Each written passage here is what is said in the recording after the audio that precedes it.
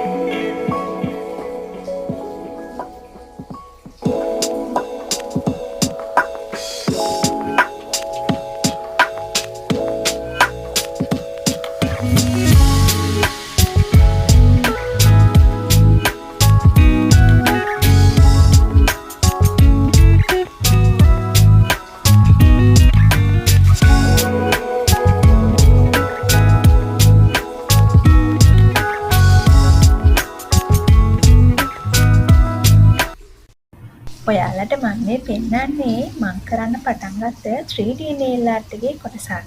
කලින් nail art එක කරලා ඉවරලා තමයි මම මේක කරන්න පටන් ගත්තේ. ඔන්න 3D nail art එක කරන අතරතුරදී කස්ටමර් කෙනෙක් ආවා threading කරගන්න. එයා full face එකම threading කළා.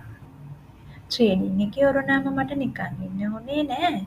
ඊට පස්සේ eyelash remove කරගන්න, ඊට පස්සේ අලුතෙන් eyelash දාගන්න තව කස්ටමර් කෙනෙක් ආවා. ඔන්න ඒක කරන ගමන් තමයි මම මේ ඉන්නේ. eyelash extension කරනවා කියන්නේ භාවනාවක් වගේ වැඩක්. මනුස්සයෙක් කිය හැකිනේ ඉතින්.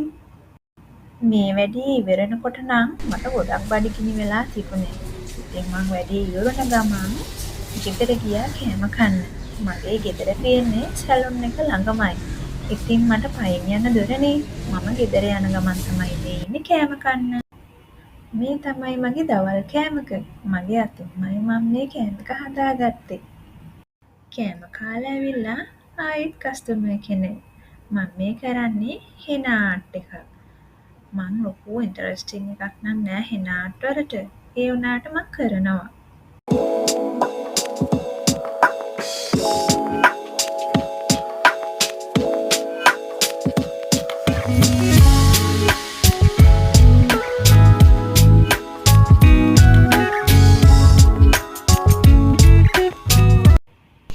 ඊට පස්සේ මං කළා normal manicure එකක්. එයා ඉල්ලුවේ රතු පාට. ඊට පස්සේ ඔන්න අපේ සැලොන් එකට ඕඩර් කරපු අලුත්ම ෂෝට් ආමන්ඩ් nail tips අපි try කරලා බැලුවා. ඔන්න ඉතින් මේ තමයි මගේ ෆයිනල් ජොබ් එක.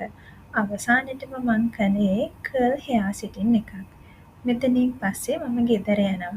ඉතින් මෙච්චර වෙලා මගේ වීඩියෝ එකේදී මං කරන හැම දෙයක්ම බලන් හිටපු ඔයගොල්ලෝ හැමෝටම ගොඩාක් ස්තුතියි. ආයේ එන්න මාව බලන්න.